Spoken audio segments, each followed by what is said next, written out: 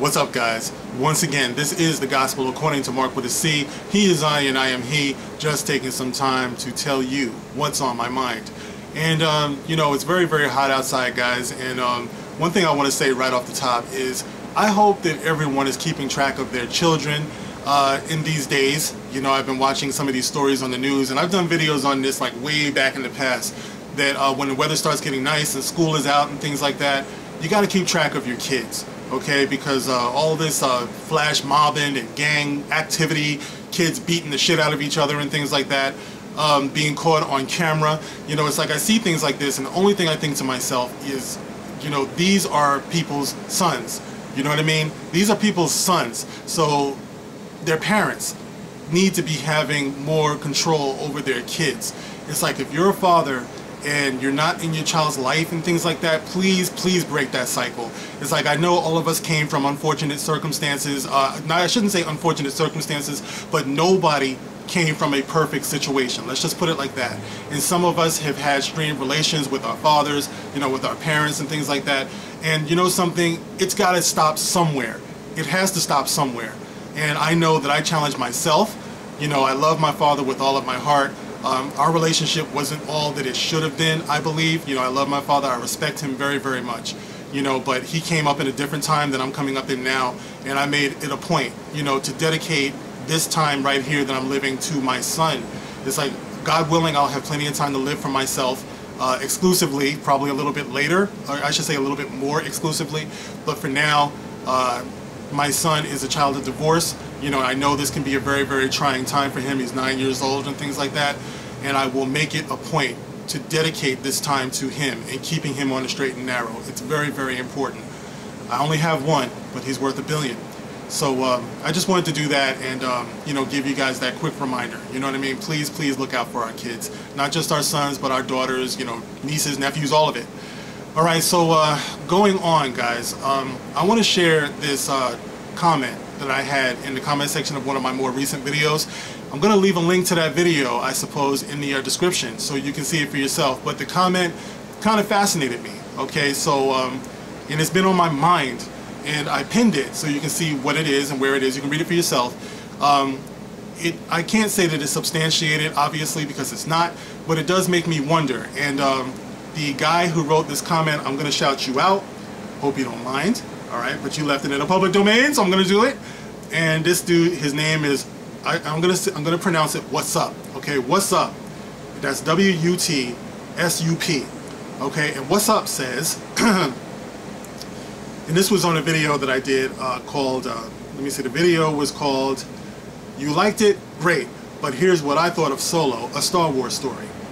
Okay, it's my little review, I guess you could say, on Solo, not another Star Wars story. And my man goes on to write, "Solo had to be made before Episode 9. It simply suffered from poor, not bad writing by the castings, but easily better than The Last Jedi." Okay, I'll agree with that, definitely. Solo was a very meh, generic heist film with a Star Wars skin. Kira is the most important character in Solo because Kira is Rey's mother.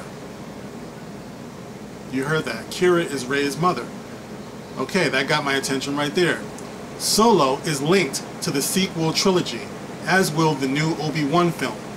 The Force Awakens shows Snoke created Rey by using midi-chlorians. Kira lied to Snoke about what happened to his creation. Kira, Luke, and Obi-Wan hid Rey from Snoke. Obi-Wan and Luke secretly trained Rey and made her forget so Snoke would not know who Rey truly is. Solo showed Kira would do what is necessary for those she loves. Kira would lie to a Dark Lord as she did with Maul. Han saw Kira in Rey when they met her in The Force Awakens. Now I will say that it always fascinated me the way Han looked at Rey.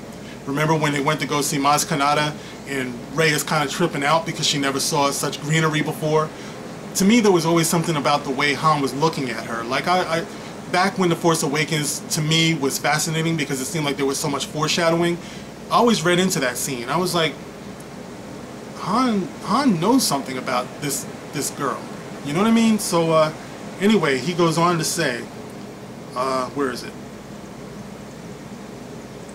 Kira would have been in her 50s, so she would not have conceived Rey naturally. Snoke clearly created her. Rey's production code name in The Force Awakens was Kira, with a K. Solo had to be made to establish Rey's mother. Lando and Obi-Wan will appear in Episode 9 to confirm Kira is Rey's mother. Snoke is Rey's creator, and Obi-Wan trained Rey and made her forget.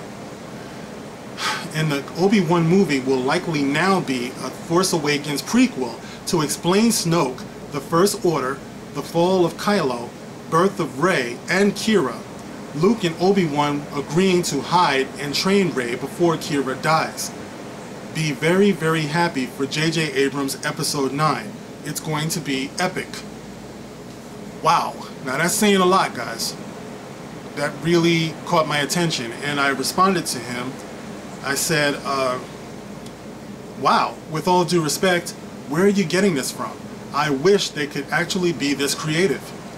And he goes on to say, I am a screenwriter, an old Star Wars fan that saw A New Hope in 1977, and a J.J. Abrams fan. J.J. Abrams left clues in The Force Awakens that number 1, Snoke created Rey, and number 2, Obi-Wan and Luke trained her. Star Wars fans were supposed to look for the clues and figure it out. Yo, this is deep, guys. You know, I'm going to have to watch The Force Awakens again, and I think I'm going to pay special attention to the little fuzzy flashback scene with Obi-Wan's voice in it. I don't know. I don't know. You know, but I do like entertaining these possibilities. And he goes on to say, rewatch The Force Awakens again, looking for these clues.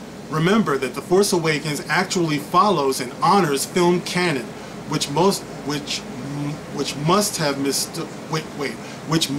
have mistook as copying, rehashing, or being unoriginal.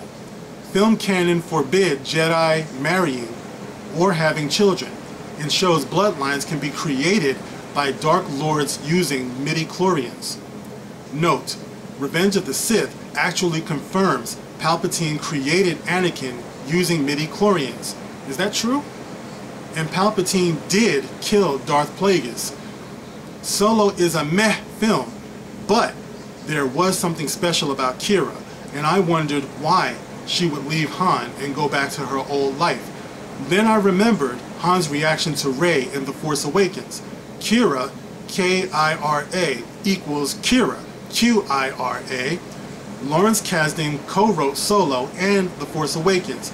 Obvious dark hair and British accent, and Rey needed to have a mother willing to lie to Snoke, or go against his will to save her child, even if it cost her her life.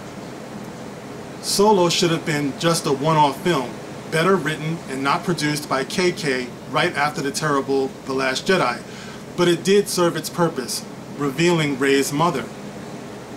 Again, finding the clues in The Force Awakens of J.J. Abrams' brilliant trilogy story. Oh, again, find the clues in The Force Awakens of J.J. Abrams' brilliant trilogy story. J.J. has effectively confirmed Snoke is back by changing the working title for Episode 9 to Trixie, or Trickster. We all know Luke tricked Kylo Ren, but so did Snoke. Snoke was never on the supremacy in The Last Jedi. He is the most powerful Force Master ever, and Rey's creator, and Obi-Wan will be returning with Luke to explain her bloodline and training. Have faith in J.J. Abrams, as he actually is a Star Wars fan and a good writer. Disney has given J.J. full control of the making of Episode 9 to fix the mess created by Kathleen Kennedy and Ryan Blockhead Pootie Tang Johnson. He didn't write that part. Alright, so then I responded, very interesting. Guys, what do you think about that? You know, I've been thinking about this ever since I read it, and I must have read it maybe about a week or so ago. What's up? You're kind of blowing my mind with that possibility.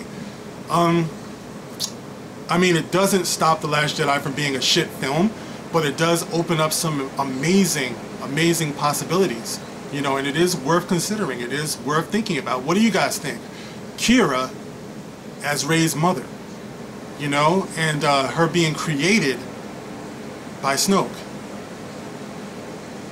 I wonder. You know, it actually made me think maybe Darth Maul and Kira would be Rey's parents. I don't know, guys. You know, there it is. You know, a theory among billions of theories. It's not mine. It's Wutsups. And he claims that if you watch The Force Awakens close enough, there are clues. I don't know. How do you guys feel about that? Get at me in the comment section. Wow. This is the Gospel according to Mark with a C. I will catch you on the next one. Rock on.